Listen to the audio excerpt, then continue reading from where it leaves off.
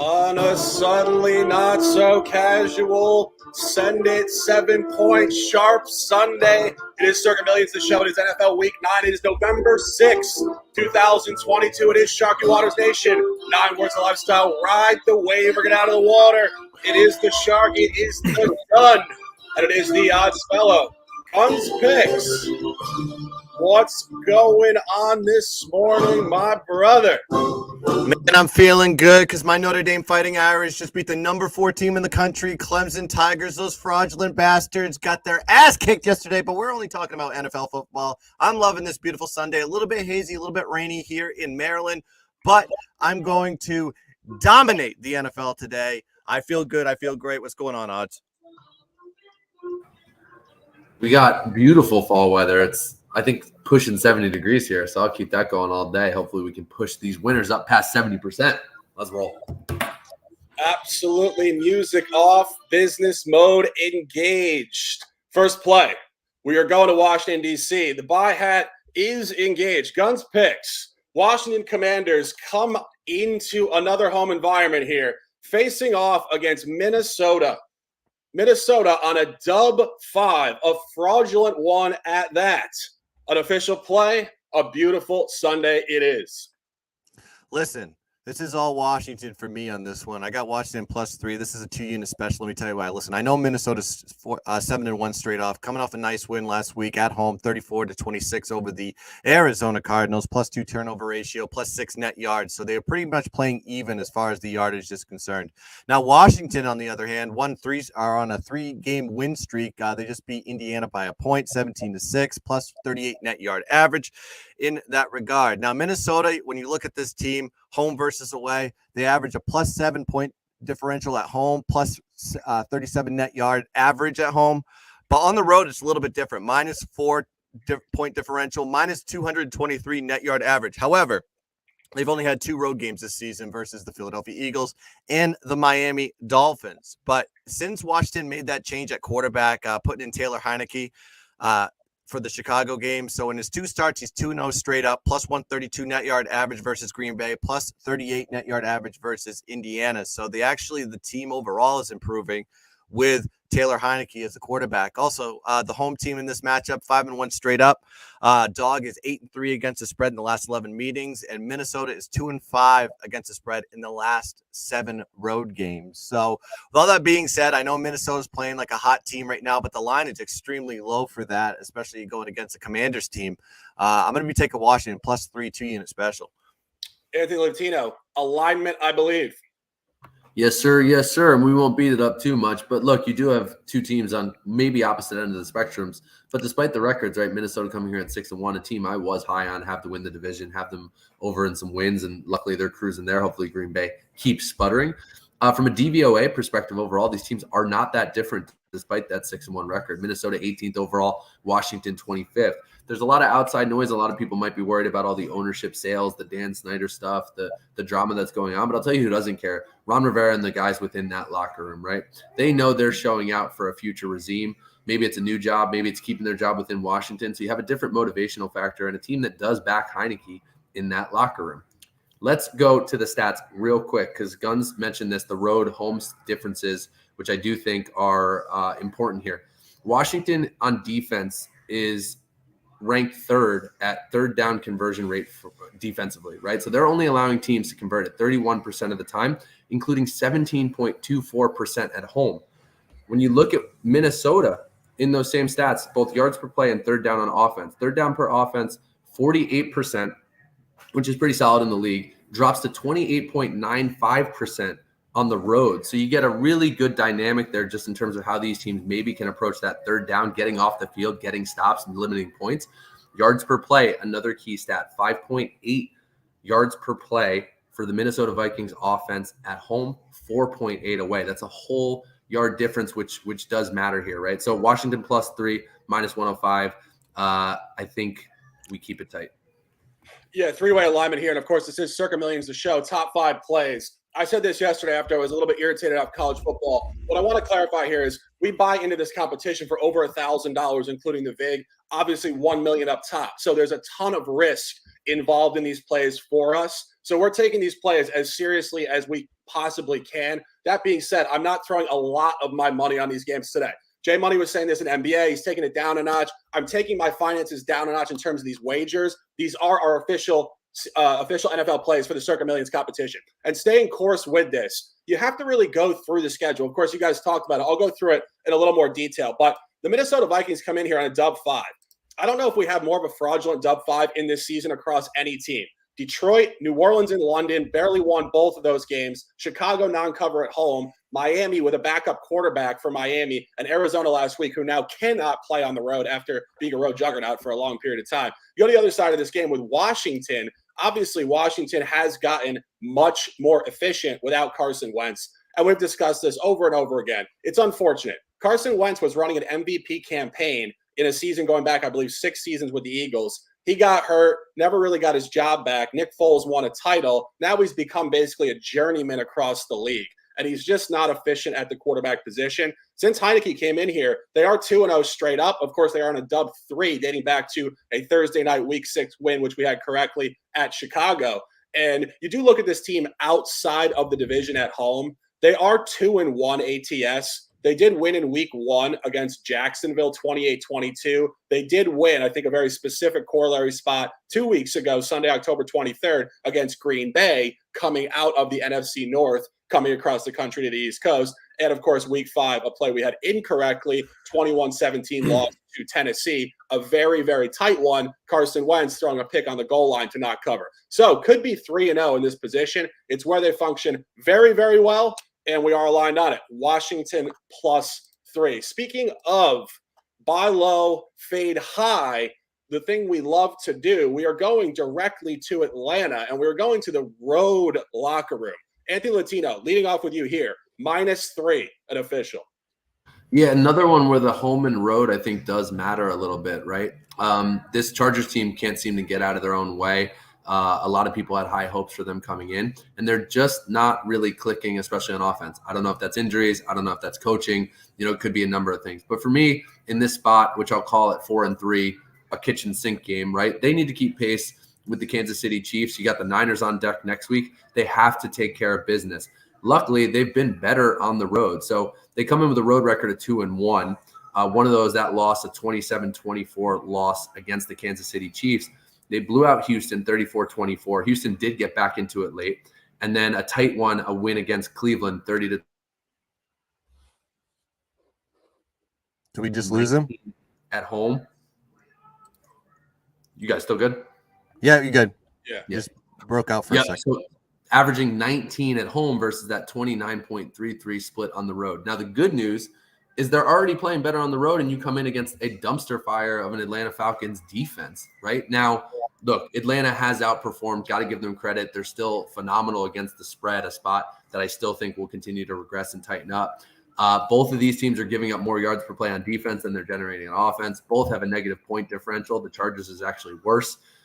So to see them favored in this spot on the road with some of those statistical breakdowns, I think it's because they're going to be able to target that Atlanta ranked defense, which is 31st overall defensively on DVOA, 30th against the pass, and 26th versus the rush. So I think you're going to see it similar to that Houston game, maybe similar to the Cleveland game. Those teams defensively did not rank well as well. And the Chargers finally did get the chance to put up some points, have their way a little bit. So let's see the road success continue. They don't have Keenan Allen. They still don't have Mike Williams. They do get Joshua Palmer back, so a little bit more in a deep wide receiver room.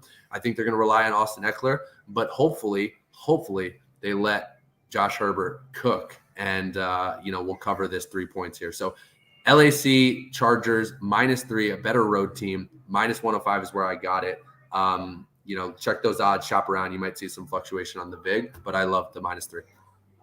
Yeah, and this is a Circa Millions play. I'm not on this officially, but again, as I said, I'm not really going hard on these cards anymore. Just we're in the NBA season, so it is what it is. But I do want to reiterate this. We are doing it at the same professional level with $1 million of risk in our Vegas competition. So this is one of our official plays, Chargers -3. I'm going to throw it to the gun in a second. Just wanted to quickly elaborate on what Anthony was saying there. This really is developing into a road-home split for the Chargers. The Chargers are 2-0-1, 2-1, depending on the line you got at Cleveland against the spread on the road. 3-0 in some context. I believe some people got 1.5 there. You go back to week 2, they covered on the road Thursday night, September 15th at Kansas City, 27-24, tight one, a back door. But the key one I'm really honed in on here is week 4, Sunday, October 2nd at Houston.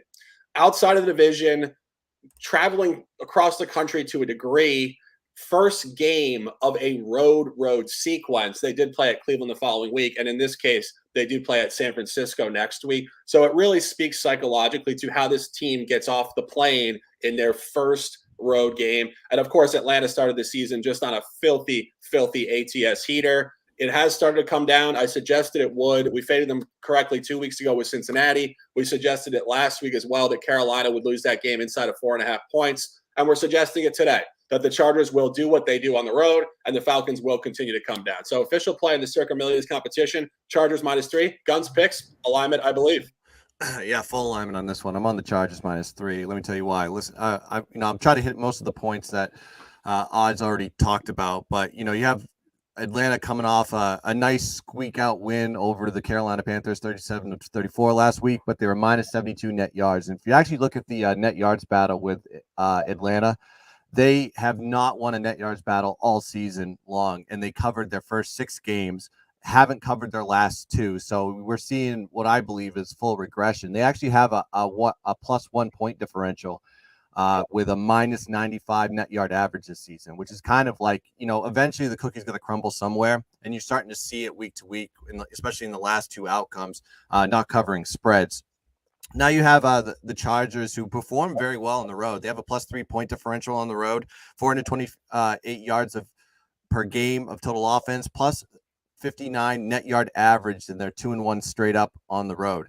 The only loss that they had was that Thursday night game versus the Kansas City Chiefs, and they actually covered that game there. So the Chargers 9-4 against the spread in the last 13 road games, 12-3 against the spread after a double-digit loss, and they're coming off a bye week. Now, I know they're going to be missing some receivers. They don't have Mike Williams. They don't have Keenan Allen, but I think they're just going to have to, flip the dynamic, next man up type of mentality with the receivers. I think Justin Herbert, with a little bit of rest on those bad ribs of his, is probably going to be a little bit more helpful. They're playing on the fast track of the turf, and I just think Arizona is just going to completely regress here. They're not built statistically to handle the rigmaroles and the grind of the rest of the season. And I think this is a team that you have to sell completely. Time to buy the Chargers right now. You're seeing them as a favorite on the road. It's a telltale sign. I'm going to be taking Chargers -3. Three-way alignment. We'd love to see it. Next play, buy, hat, engage. We're going to Chicago. We're going home team, and we're buying the Chicago Bears here. I got +5 earlier this week. And again, in the competition, we're on +4. Crucial stuff here. When you start to look at Chicago, I think the biggest knock on this team is that they couldn't score the football. They seem to have figured this out. In 3 out of their last 4 ball games, they scored 22 points on the road at Minnesota. They scored 33 points at New England. And last week, they scored 29 points at Dallas. And we had detailed this twice in conversation before the New England game and before the Dallas game. We thought New England had a great defense, and we thought Dallas had a great defense. Of course, they did lose the game last week by 20 points, but nonetheless, they did score 29 points. So this team is no longer offensively deficient. And you go to the other side of this game, you find a Miami team that is horrendous defensively on the road. And you go through these games, they gave up 38 points at Baltimore, 27 at Cincinnati, 40 at the New York Jets. And last week in a game we lost by a hook on a real tight line, some people push that +4, at Detroit, 27 points. They do not defend. And speaking of last week against Detroit, this is a road back-to-back in the same division in the NFC North. Now they go outside. It's going to be cold in Chicago. I'm not sure exactly what the weather is today, but I'll tell you, it can't be as nice as Miami just by default.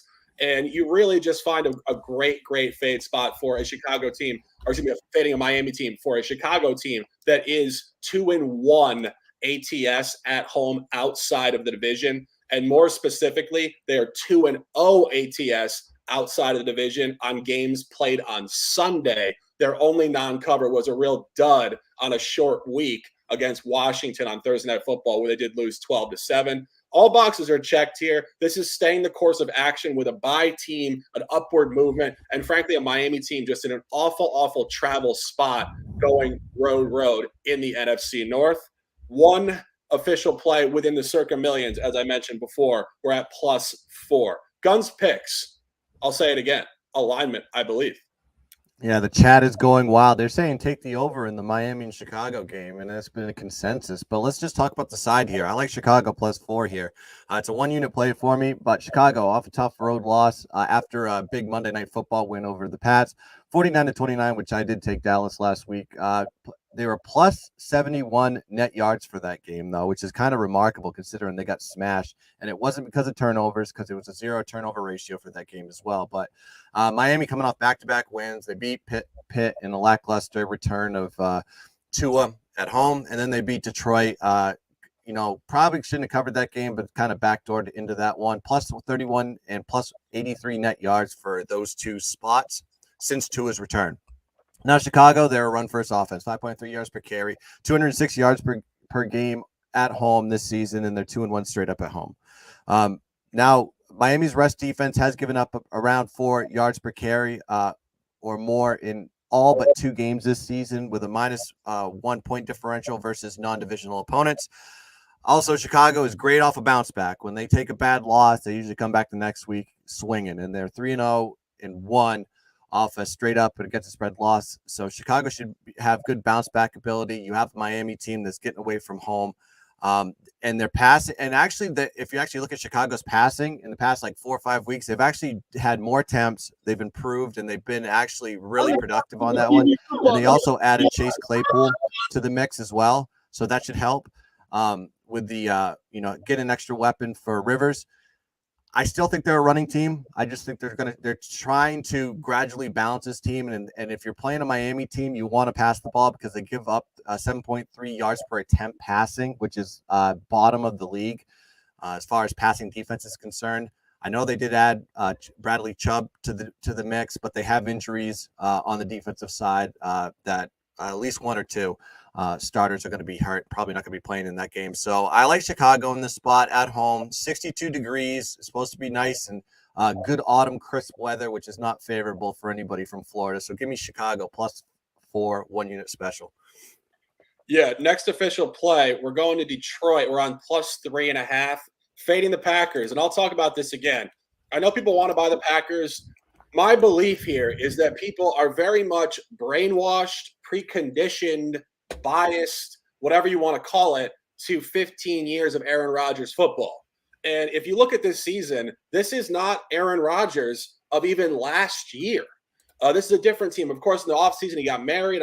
Shailene Woodley, very good-looking girl, of course, went to Central America, smoking ayahuasca, grew his hair out. I mean, I'm all for it. Explore yourself, be free. I get it. But I don't think that's translated to really gridiron focus here this year. And you look at their games. I mean, they have 3 wins versus Chicago at home, a team they historically dominate, and where Chicago does not function well traveling in the division, particularly to Lambeau Field in week 2. At Tampa Bay, a win by 2 points. And again, we see how poor, in theory, Tampa Bay has been for the previous 7 or 8 weeks as well. And then an overtime win late in overtime against New England in Bailey Zappe's first career appearance. Also not particularly noteworthy in historical NFL football here. And then, of course, 4 consecutive losses to the Jets, the Giants, Washington, and Buffalo. So now you come in here in a brutal spot, the absolute worst travel you really will find. The last 5 weeks, this team has traveled to London, back home to Green Bay, went to Washington on the East Coast, stayed out there. Maybe they went home regardless. Another road game in Buffalo on Sunday Night Football, a hard-fought backdoor cover. Now this is their 3rd consecutive road game. You don't see a lot of back-to-back-to-back road games in NFL football, particularly where 2 weeks prior you were in London. And we said this last week about the Giants when they traveled to Seattle, how awful their travel was, also centering off of a London trip coming home. This is the same thing, and I think this is on steroids. I think this is an extra week of travel. It's a 3rd straight road game, and it's the London component in a 5 to 6 week window. I think it's just a dead zone spot. And you really find a short line for a Detroit team at home who shows signs consistently of being very good ATS. Of course, last week, they did lose the game and not cover for us by a hook. But you really go back to prior environments. Cover against Philadelphia in week 1. Philadelphia is the class of the sport right now. Outright win against Washington. Go back to last year. The team was covering at 85% or higher at home. It's where they function well. It's a divisional game. It's a brutal spot for Aaron Rodgers and the Packers. We're on it at +3.5 in the competition. Guns picks. Alignment, I believe. Oh, yes, definitely alignment on this one. I'm riding Detroit. Every time I see him at home at the plus, I got to be taking Detroit. I got him at plus 3.5. This is a 2-unit special for me. Like, listen, Detroit off a tough loss to a good Miami team, 31-27. They actually had a nice, decent lead in that game, and they kind of let Miami come back. But, all predicated on just having a terrible defense overall. Now, Green Bay, 4-game losing streak. They lost to Buffalo 27-17, even though they were plus 29 net yard average for that game. Now, Detroit is a different beast at home. They have a 0-point differential, whereas on the road, they are minus 17-point differential. And their offense puts up 85 more yards per game at home than they do on the road. So this team is built to play in Detroit. Now, this Green Bay team is on their third road game in a row. And if you want to count the London game, they've been traveling 4 out of the last 5 weeks. They traveled to London. They went back home to the Giants. They went to Washington, Buffalo, and now they're going to Detroit. This is kind of, if you're a team that's traveling that much, exhaustion and fatigue has got to happen in this one. And you're going to hit flat spot after flat spot after flat spot. And you've already seen just Green Bay. It looks like they're just deflated completely as a team. And if you want to look at this matchup just overall, when these two teams meet, because they meet twice a year, the home team is 6-1 against the spread in the last 7 meetings. Green Bay is 1-4 in the last 5 games. Detroit is 5-0 against the spread versus divisional opponents, and Green Bay is 2-8 against the spread versus Detroit in the last 10 meetings. So this all predicates on taking Detroit. They're coming off a real close loss. You have a Green Bay team that's been traveling so much. They're just desperate to have a bit of a home stretch. But this is not the spot to be jumping on the ayahuasca train with the Green Bay Packers. So I'm going to get off that train, and I'm going to hop on the Detroit train if it's still running. Plus 3.5, 2-unit special. Love it. We're going to go to a couple of games we're not on in the competition as we go through every game on the card. And, of course, 23 minutes in on a beautiful, beautiful November 6th. It is Sharky Waters Nation, 9 words of lifestyle. Ride the wave out of the water. Anthony Latino, we're going to go to a couple of these games. Let's drop some comments. I have leans. First one, we're going 1 p.m. We're going Paycor Stadium, Cincinnati, Ohio. Bengals are in here at -7. It got to 7.5. I think books are hovering between that. And you find a Panthers team here coming in off 2 straight covers in the division. Tough travel spot. And I think the market split here is certainly interesting all over the Panthers. Talk to me. Yeah, and that's surprising, right? Because my lean probably would have been on Panthers and taking the points. But maybe the public getting a little bit, we talked about this pre-show, laying more than a touchdown when things start creeping up 7.5, 8 into double digits, right? Maybe that does become a public darling from a side perspective. So public teams plus 60% of the bets for week 9. These are late breakdowns from BetMGM. John Ewing on Twitter, great follow for trends and statistics. But the highest percentage out of those teams above 60% right now from BetMGM is 73% on the Panthers at plus 7.5. Now, there are reasons why I would support that and probably lean that way. You have a Bengals team that I think was trending in the right direction, just in a different world offensively without Jamar Chase. It just changes the way they look. They are still deep. You do obviously still trust Burrow and think they're going to get going in the right direction, but a highly motivated Panthers team that's proved more scrappy as they get guys out of there and change the coaching environment. A team that probably underperformed and gave some games away. They should have won last week, a penalty that should have never been called. So 7.5, I lean Bengals a little bit, again, because of some of those offensive splits that I think, plus the travel spot, that are going to make it a little tougher on that offense. So it's tough not to take the points, but the 73% is a little alarming. Yeah, and I do think that, you look at this, and as you said, we were talking about it off the air. I think the public betting faction does have trouble laying over a touchdown. It's weird because they like favorites, but they don't like favorites if it seems too hard to cover a number. And of course, as you mentioned, without Jamar Chase, and also just maybe the visual recency bias that people do function on. You go back to Halloween night on Monday Night Football at Cleveland. Their most recent visual of this Bengals team was just a horrendous performance in the division on the road at Cleveland, 32-13. So I think people do get caught in the recent past, a little too much visually, and they think that that's just who this team now is. And, when you look at the other side of the game here, again, you do find the Panthers 2-0 ATS last 2, both divisional games. Obviously, Carolina with, an interim coach, moving Robbie Anderson off the roster, a lot of moving parts. And we suggested this numerous times. The front office and the owner want to tank. The players are playing for pride and contracts at all points in time. And an interim coach is potentially trying to prove even more than the players. Talk about a guy that is not under contract that has everything to prove. So you're getting big energy. So there's a lot of counter narratives here, but I do think 2 divisional games, 2 divisional covers, and a road sequence traveling to the center of the country. Again, Carolina's not Miami, Florida, but it's certainly not Cincinnati, Ohio from a weather standpoint. Crowd will be loud today in Cincinnati. Who day, they say. And I would lean Cincinnati at 7. Don't love 7.5. Guns, picks, comments, and we will discuss this beautiful game, my guy. I think I'm in the same boat as you on this one because I was just looking at the home and away splits. This isn't a game I'm officially on, but they're plus 9 point differential at home, plus 160 net yard average. So they're definitely a better home team. Now they're coming off a road loss to a divisional opponent, 32-13. Absolutely demolished. It was their worst performance of the year, minus 211 point net yard average in that game. So it screams bounce back. You see the totals sitting here right around 42 and a half, and you got them sitting at -7, -7.5, depending on what book you're getting at. That to me screams that this is going to be like a Bengals blowout. And seeing, after a deflating loss the Panthers had, going back on the road, going to go play in what is essentially a tough spot for anybody to play in. I think Cincinnati gets in a bounce back spot here, even though they don't have Jamar Chase, which I think that line shows that even Chase was playing. If you weren't looking at the injury chart, I mean, for that to sit at 7.5 without Chase tells me something there. So yeah, if there's any direction that I would take on this one, it would be taking the Bengals or nothing. Yeah, and that's a great point. When an integral player is removed from the roster and the line doesn't really come down, the books are telling you this 53-man roster that's going to play today is going to show sustainability. And of course, go back a couple of weeks, they did blow out the Falcons in the same division.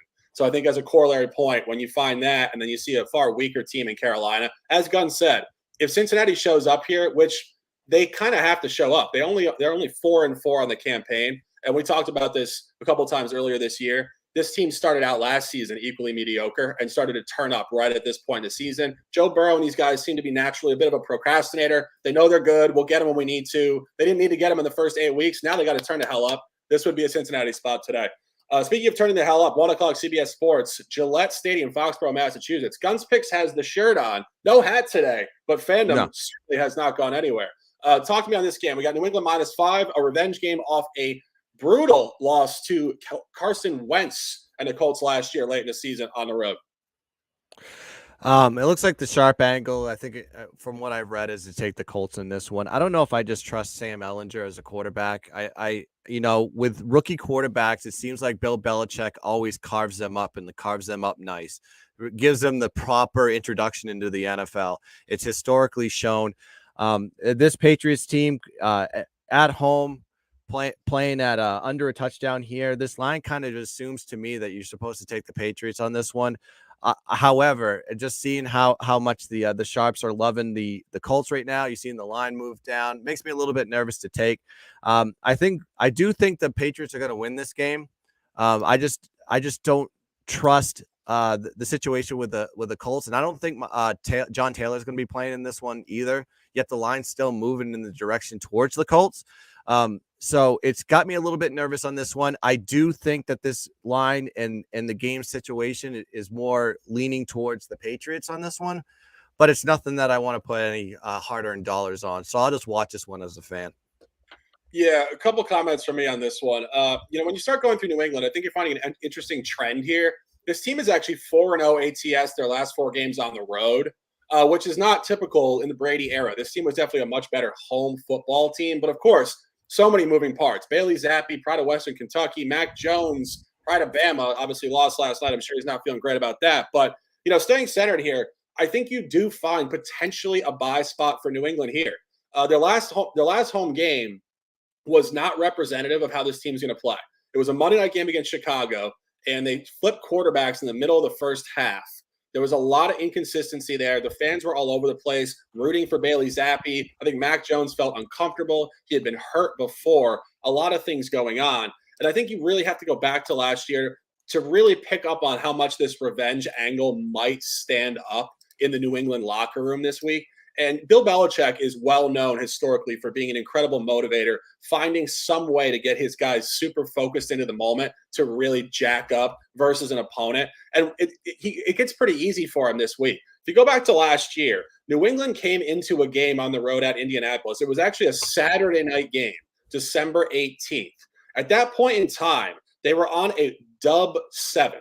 They hadn't lost a game since October 24th. They'd won 7 straight ball games, and they were coming on a road back-to-back sequence off a bye in between. And the previous week, going back 2 weeks, they had beaten Buffalo on the road, which was 100% the high point of their season. So they were way too hot over 7 weeks, and they were coming off their biggest win of the year. And they went a road back-to-back off a bye. And the game just got out of hand real quick. There was a block punt for a touchdown in the first quarter. They were down 17-0 at the half. They tried to push back and actually only lost the game 27-17.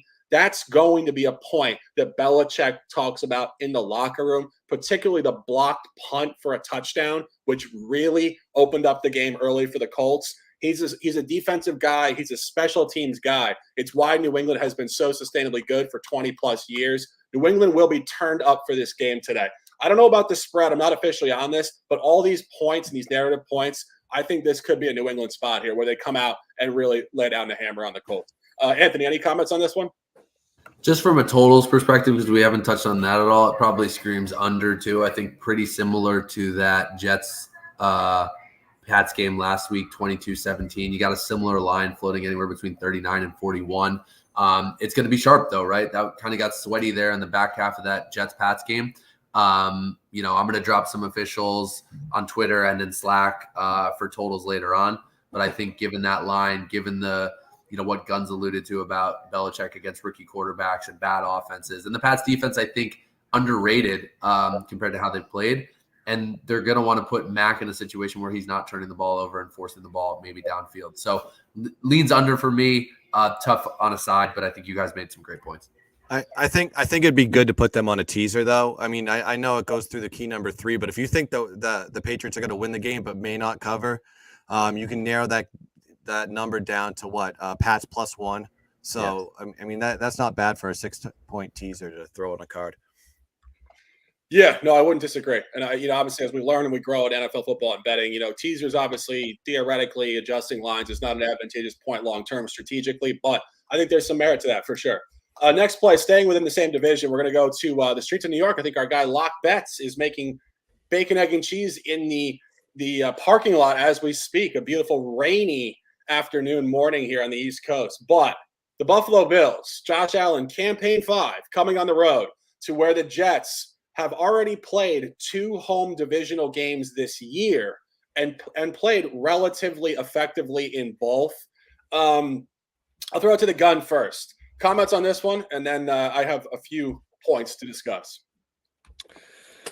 I don't have much thought on this one. I think the line is like really high though, +11, +11.5. I know the Jets have really not played their best football at home. I always treat them as a good road team to back, but not at home. You have Buffalo coming off a win, but they didn't cover the spread versus Green Bay. I don't know if this is going to be a situation where you're just going to have like a good hard-nosed divisional fight here. I know the Jets are a lot better than what they were in the past. I just don't trust the quarterback situation with the Jets.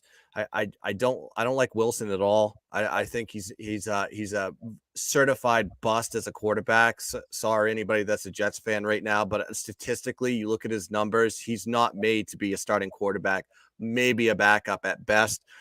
But losing Breece Hall was their sole source of offense. And that's going to you're going to see that regression go down with that team. I don't know if it's an 11-point regression on this one. I don't know if the Bills are going to be really lit up to go play this game or maybe just do enough to win the game by 7 to 10 points or something like that. But it's nothing that I want to step in front of with the Bills. They can knock a team out really easily, or they could just play a completely flat game. So this is a complete pass for me. I will never I don't trust the Jets, or I don't just trust the 11-point spread altogether.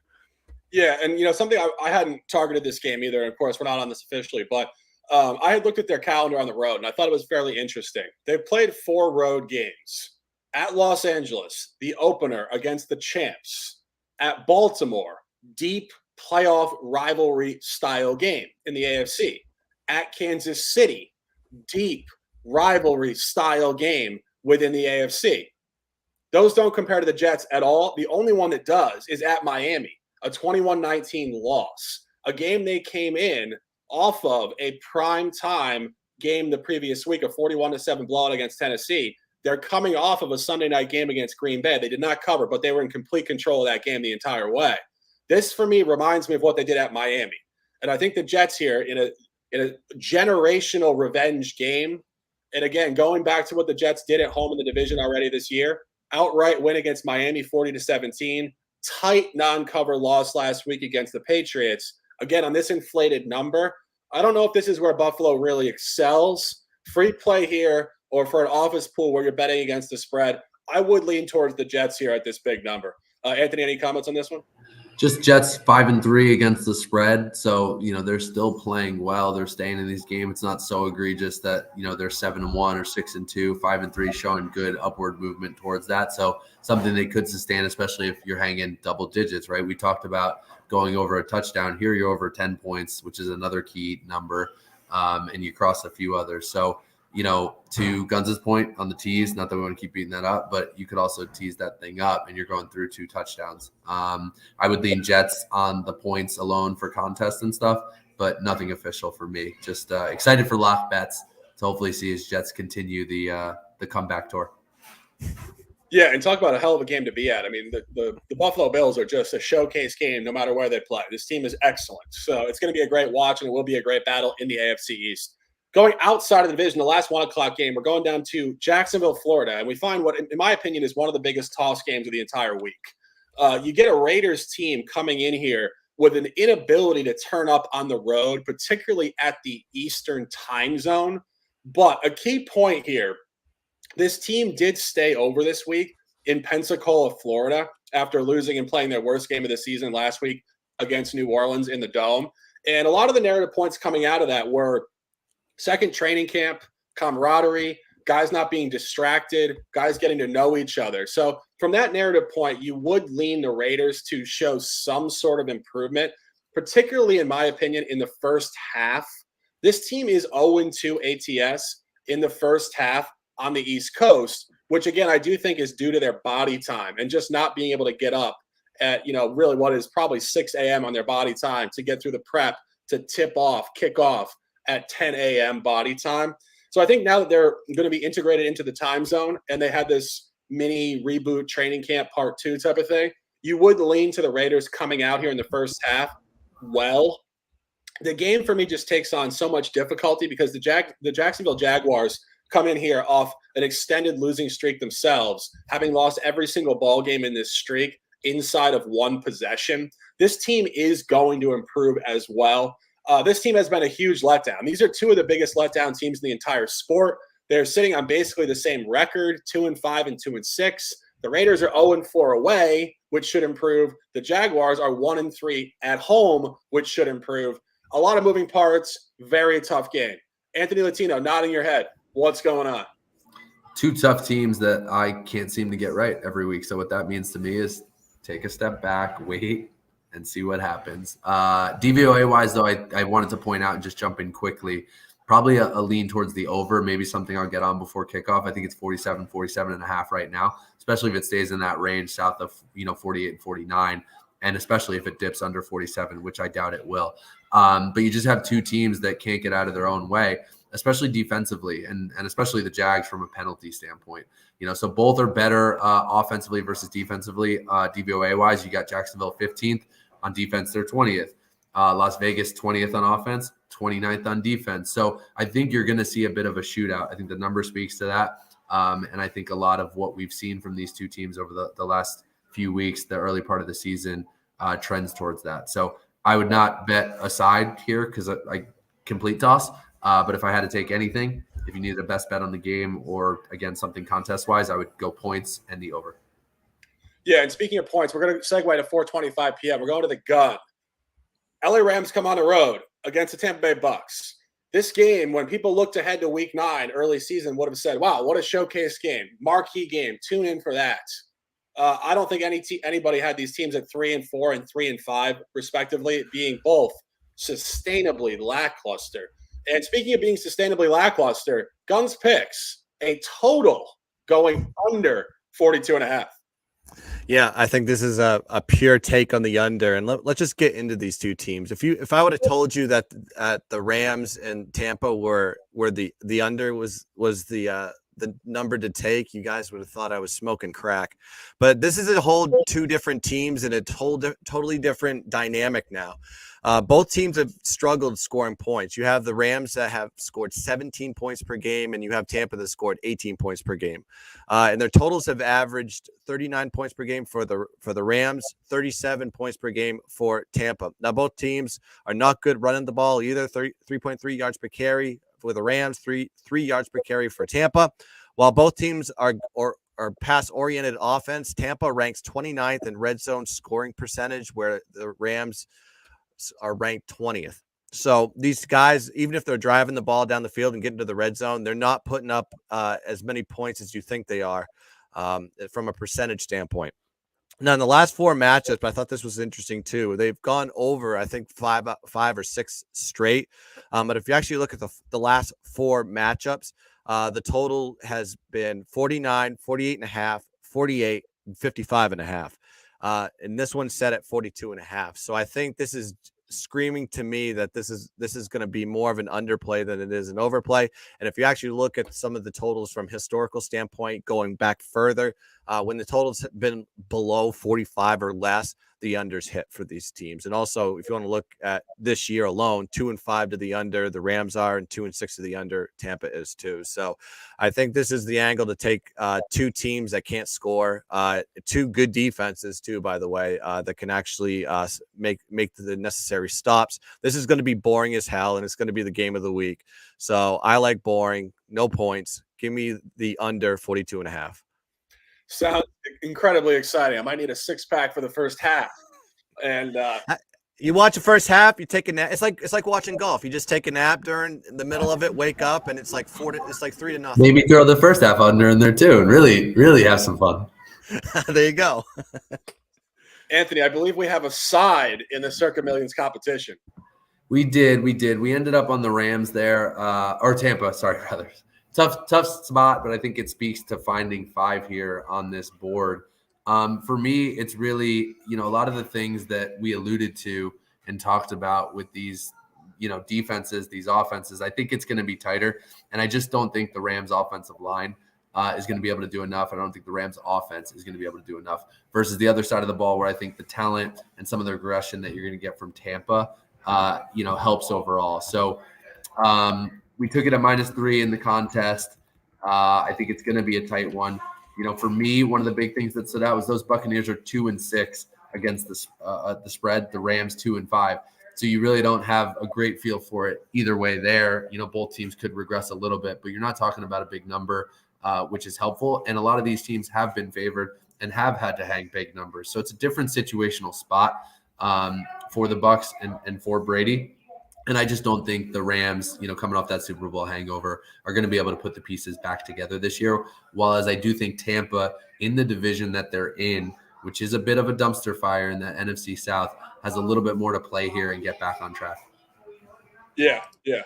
And again, that game, unfortunately, might be boring, but official play within the competition, key point here, we're not betting it ourselves. And I want to make that very clear. But that doesn't take away from the homework we did for that.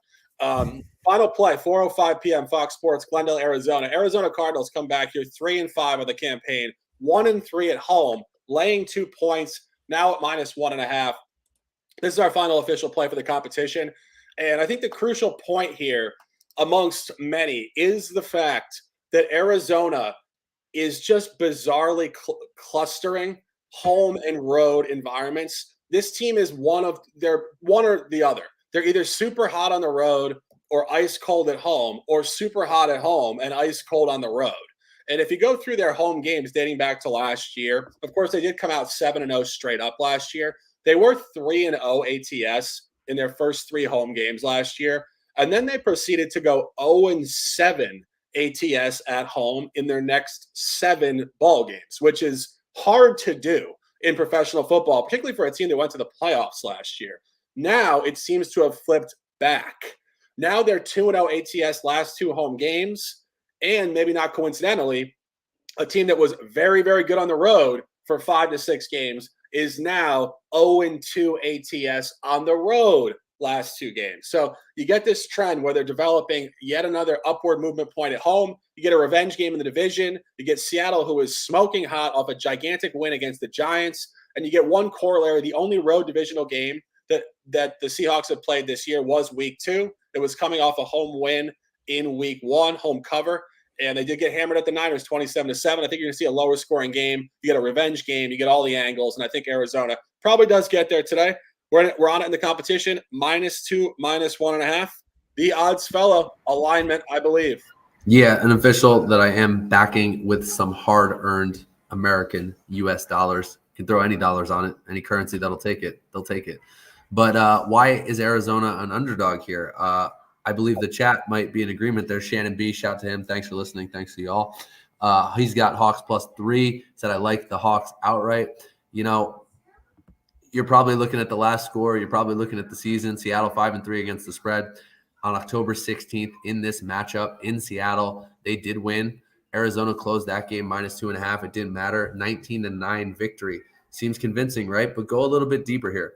You had a red zone offense that really stumbled, and they stumbled because they didn't trust their kicker.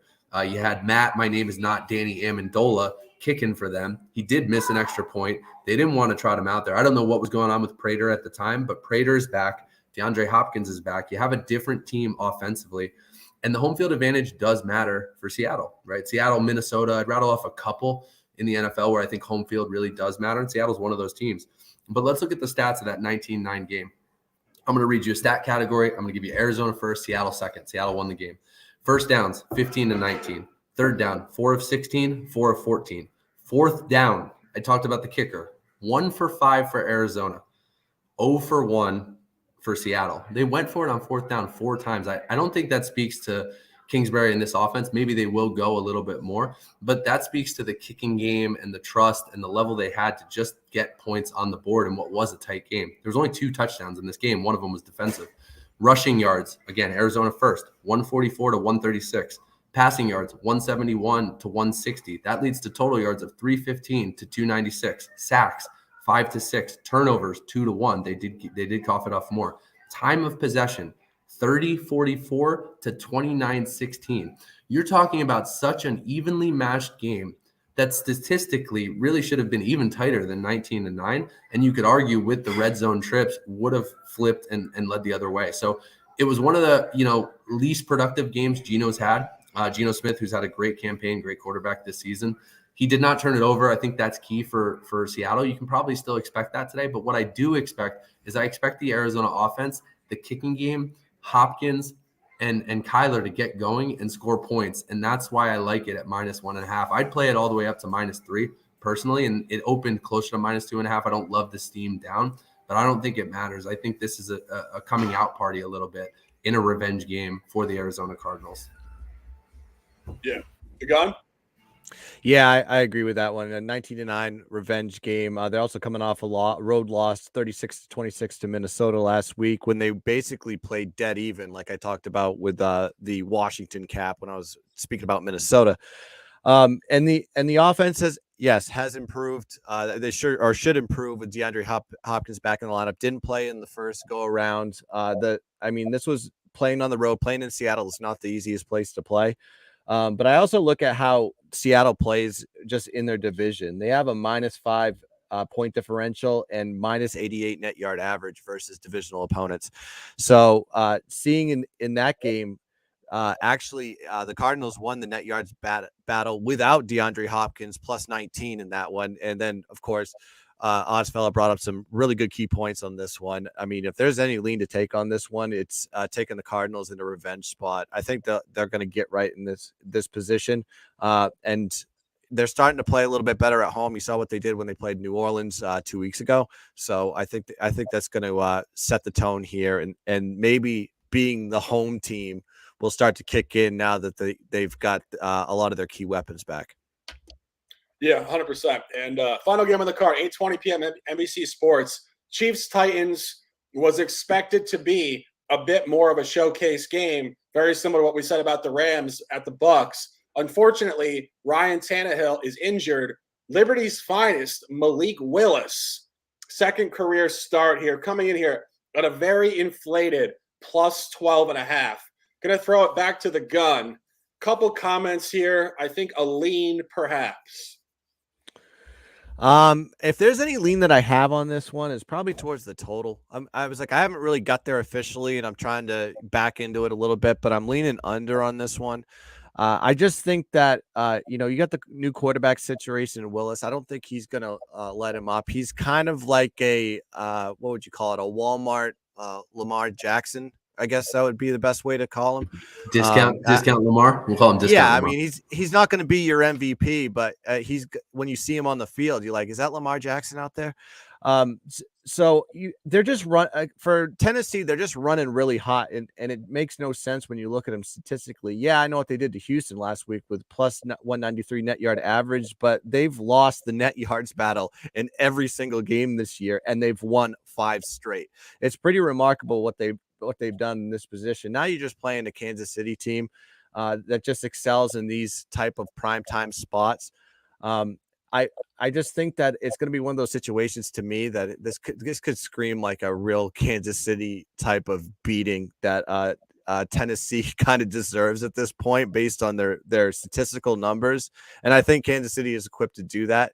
To that point, I think that will narrate that Tennessee probably won't score a lot of points on this one, and it'll be more of a KC get that big lead and then maybe take their foot off the gas pedal. Plus, it's Andy Reid off a bye, and as I'm talking this out, I may be leaning Kansas City as well. And when he comes off a bye, my God, does that dude come prepared and come equipped to dominate a team? So if there's any take on this one, full leans at this point. I may make an official later today. It's probably the under and Kansas City. Yeah, I actually tend to disagree on this one. Again, I'm looking at it. My first take, if we go a little bit deeper on a couple points here, Kansas City has a very interesting schedule, actually. First point here, Kansas City is 0-3 ATS at home this year, and they're 3-1 ATS on the road, and all 3 of those covers are blowout wins at the NFC. So this is very, very segregated stuff here. For whatever reason, when Kansas City goes on the road at the NFC, they just bring it. And these scores are very, very similar. 44-21 at Arizona, 41-31 at Tampa Bay, and 44-23 at San Francisco. The game at Arizona and the game at San Francisco almost had an identical score. So now you come off a bye, and I agree with you in terms of historical Andy Reid off a bye, but this team coming off of these environments, week 2, non-cover against LA. Week 5, non-cover against Vegas. Of course, contaminating counterpoints there. Those are both divisional games. So you go to their only non-divisional home game, non-cover against Buffalo. Is Buffalo Tennessee? No. This is why it's hard to cap. We don't have a direct corollary here. I think the best angle to cap here is the fact they are 3-0 at the NFC with blowout wins. And at home, they have been more lackluster. And we talked about this early season. Kansas City on these numbers going back the last 3 seasons were an absolutely abysmal ATS team. They just don't cover big numbers at home. It's just something in their mental makeup. They don't show up. They know they have the crowd. They know they're going to win. On the road, it's like a team that is a perennial champion. They need to get that edge. They need to be challenged. They don't feel challenged at home. They know they're going to win, so they don't bring as big of an effort. It seems counterintuitive, but I think that's why they don't cover at home. They feel more comfortable. We're going to get there, whatever the fuck. Whereas they go on the road, they know we got to turn up here and bring it. So you come back home in this environment. Again, I'm not going to be on this officially. I'm not trying to gamble at 8:20 p.m. on this game, but I think that the tighter plus 12.5 would lean towards Tennessee here. Anthony, any comments on this one? Just be careful if this is another one you're thinking about from a teaser or an exotic. It's probably good Kansas City in contests, pools, survivors. I know I run a survivor pool that's down to it's final 25, so it's getting a little dicey. But, getting down to 6.5, 5.5. You're still getting under the 7, but you're still above that field goal and kind of in that no man's land of a game that could land 2 to 4 points very easily. So I tread lightly, probably do lean a little bit just with the back door always being open. And I think from a matchup standpoint, Tennessee can do a lot here. I think there's some comments in the chat about them being able to run the ball, which controls the clock. Stuff like that will happen. So I lean that way too, but no official side for me. Yeah, and speaking of officials, that's the show. Circa Millions, the show, Week 9, November 6, 2022. The Shark, the Gun, and the Odds Fellow. Official plays, and as I mentioned before, not betting this personally. These are official plays in the Circa Millions competition, which take on the same amount of emotional weight for us. With $1 million up top and that type of risk, believe it or not, we are putting out our best foot forward with these plays, even though we're not betting them ourselves this weekend. And I'm speaking for myself, excuse me.